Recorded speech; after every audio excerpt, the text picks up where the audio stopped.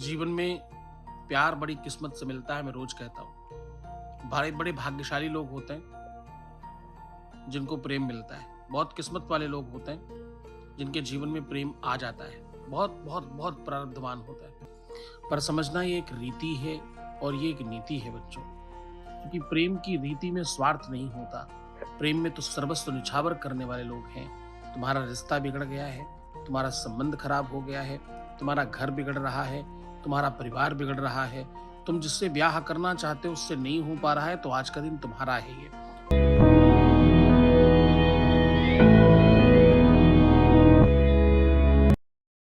मैं एक बात आपको और बताता हूँ।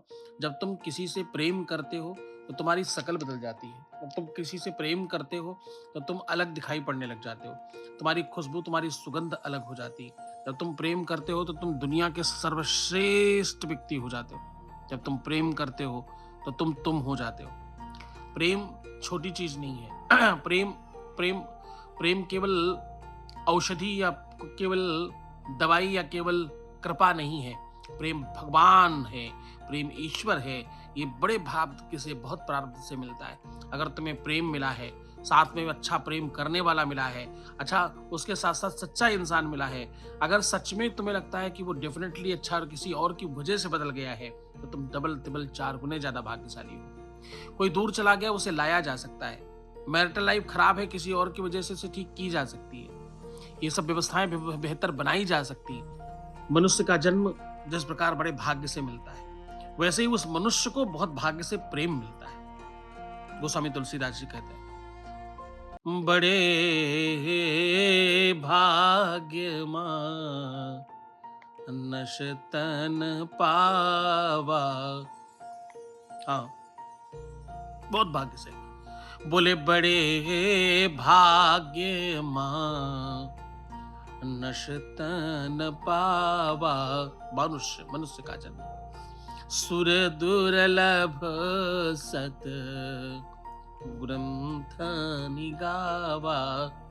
जो सुरों को, भगवान को भी दुर्लभ है, ऐसा सतग्रंथों ने गाया है, और वो जन्म तुमको मिला है। अगले जन्म में किसको मालूम, तो कुत्ता, बिल्ली, हाथी, गधा, बैल, सूकर, कीड़ा, पतंगा, मधुमक्खी क्या बनना पड़ेगा, किसको मालूम है, जरा बताना। मनुष्य के जन्म में और पशु के जन्म में अंतर क्या है? कुछ और बनोगे तो क्या होगा? सबसे बड़ी चीज होगी तो तुम्हें प्यार नहीं होगा, तुम किसी एक के नहीं हो पाओगे। प्रेम नहीं मिलेगा, स्नेह नहीं मिलेगा।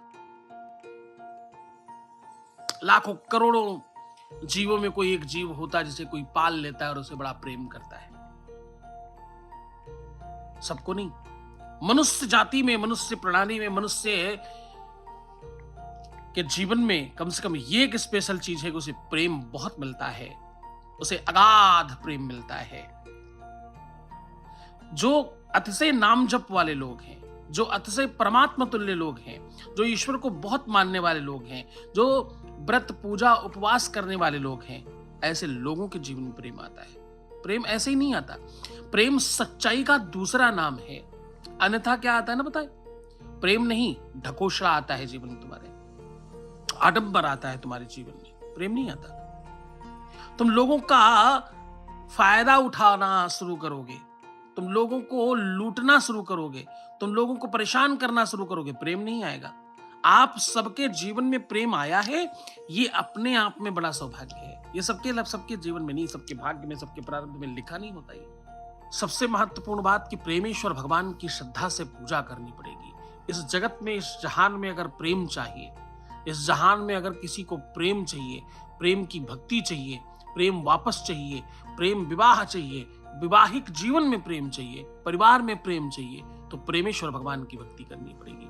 भगवान प्रेमेश्वर की आराधना करनी पड़ेगी। भगवान प्रेमेश्वर महादेव की कृपा से ही आपके जीवन में प्रेम आ सकता है, अन्यथा प्रेम नहीं मिलेगा। मैं बार बार जो कह रहा हूं कि प्रेम प्रारब्ध है, प्रेम किस्मत से मिलता है, प्रेम बहुत मुश्किलों से मिलता है। प्रेम छूट गया हो तो क्या करें, प्रेम दूर चला गया हो तो क्या करें, जीवन में कोई प्रेम नहीं कर रहा हो तो क्या करें। खूब तुमने सबके लिए अच्छा किया, तुमने सबके लिए बेहतर किया, तुम सबकी मदद करते हो, तुम सबका ख्याल रखते हो, फिर भी तुम्हें कोई प्रेम नहीं करता। इसका कारण मालूम क्या है?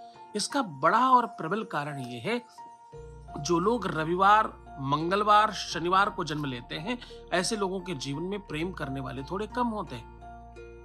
जिन लोगों का जन्म सूर्यास्त के बाद होता है और सूर्योदय से पहले होता है, ऐसे लोगों के जीवन में प्रेम थोड़ा विलंब से आता है, देरी से आता है। ऐसे लोगों को लोग समझ नहीं पाते।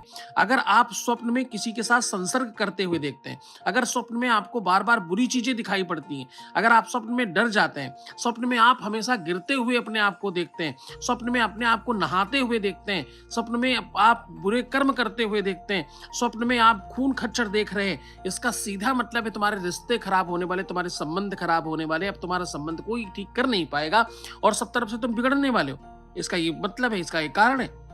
और एक बात बताऊं आपको, बहुत क्रोध आने लग जाए, बड़ी गुस्सा आने लग जाए, खूब इरिटेशन आने लग जाए, खूब एंजाइटी आने लग जाए, लोगों की बुराइयां दिखाई पड़ने लग जाए, लोग आपसे दूर होने लग जाएं, लोग आपसे बातचीत करना पसंद नहीं कर रहे हो, लोग आपको अंडरस्टैंड नहीं कर पा रहे हो, इसका मतलब क्या है? ये सीधा ये बताता है कि अब तुम्हारे जीवन में संकट आएगा, अब तुम्हारी अवोन्नति होगी, यानी तुम नीचे जाओगे ऊपर की ओर जाने के बजाय, और तुम्हारे अपने रिश्ते सब खराब हो जाएंगे। स्वार्थी तो कोई भी हो सकता है, स्वार्थ में तो कोई भी, इस दुनिया की रीति और नीति है, लोग स्वार्थ में प्रेम करते हैं, पर तुम सच्चे प्रेमी हो। किसी के दूर जाने पर तुम परेशान हो, तुम दुखी हो, तुम उसके लिए रो रहे हो, तकलीफ में हो, अपनी दिनचर्या खराब कर रहे हो, अपना खान पान बिगाड़ रहे हो और तुम सहज नहीं रह पा रहे हो, ये बताता है कि तुम सच्चे और अच्छे हो। लाइक करते चलो, लाइक करने से तुम्हारा बहुत लाभ होगा, वो भी बताऊंगा, तो लाइक करो। तो पहले तो तुम खुश रहो, मुस्कुराओ पहले नंबर पे, और सुंदर बनो। जब तुम अपनी सुंदरता पे, अपनी ब्यूटी पर ध्यान रखते हो, तो तुम भगवान तुल्य हो जाते हो। देखो, भगवान के मंदिरों में भी मूर्तियों को सजाया जाता है, महंगे महंगे पुष्प सजाए जाते हैं, बढ़िया रंग बिरंगे कपड़े लाए जाते हैं उनके लिए। सुंदरता में परमात्मा बसता है। सत्यम शिवम सुंदरम, सत्यम शिवम सुंदरम, तुम सच्चे तो ही हो और शिव के बच्चे हो, बस सुंदर और बन जाओ, सुंदरम, तो तुम सर्वश्रेष्ठ हो जाओगे। सुंदरता में परमात्मा है, श्रृंगार में परमात्मा है और श्रृंगार में प्रेम है। तो अपने आप को सजाओ। और मैं तो यूं तक कहता हूं, यहां तक कहता हूं कि सजना मतलब इतना सजना कि रात में सोते समय भी कोई फोटो खींच ले तो दीवार पर पोस्टर जैसी आनी चाहिए, इतना ज्यादा श्रृंगार करना। और हाँ, खास बात, श्रृंगार में लिपस्टिक नहीं आती, श्रृंगार में नील पॉलिश केवल नहीं आती, केवल वो भी आती है, वही नहीं आती। श्रृंगार में सबसे पहली जरूरत है कि तुम साफ सुथरे और स्वच्छ और निर्मल और सुसज्जित रहो, सुव्यवस्थित रहो, अस्त व्यस्त अंड बंड मत रहो, यही श्रृंगार है। और तुम जब हर आधे घंटे में पानी पीते हो ना, तो जल देवता है अंदर जाता है और ये तुम्हें अभिमंत्रित कर देता है।